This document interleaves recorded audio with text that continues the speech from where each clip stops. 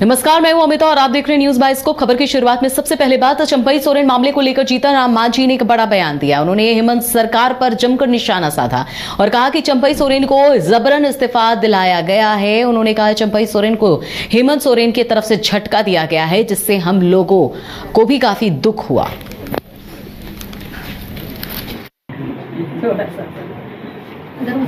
के बारे में सर जो क्या आपने कहा सर, तो बोल चुके हैं सर, अलग अलग तो बात बोलते हैं। चंपई सोरेन को जो वहाँ से एक तरह से झटका दिया गया है, उससे हम लोग भी दुखी हैं। जनतंत्र में जमहूरियत में ऐसा नहीं होता है कि किसी को इज्जत दिया जाए और कान पकड़ के निकाल दिया जाए।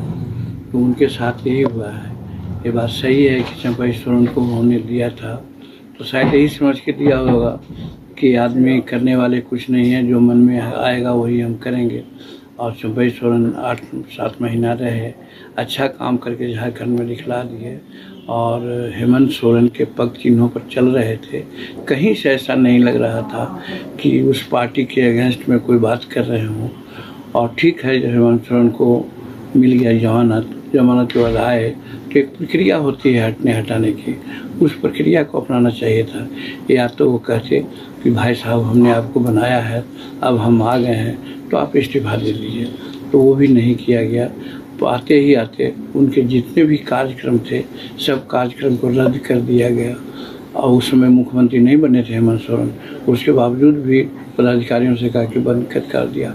और फिर लेजिस्लेचर पार्टी की बैठक में बुला करके ज़बरदस्ती उनसे इस्तीफा लिया गया और अपने मुख्यमंत्री बन गए। एक घटनाक्रम ऐसा लगता है कि किसी को मान मर्यादा दे करके उसको फिर अमर्यादित करें, ये उचित नहीं है। ऐसी परिस्थिति में वो चंपई सोरेन अगर कुछ बोलते हैं कि हमको ठेस लगी है, अब हमारे सामने क्या विकल्प है, तो वो तो उन पर निर्भर है।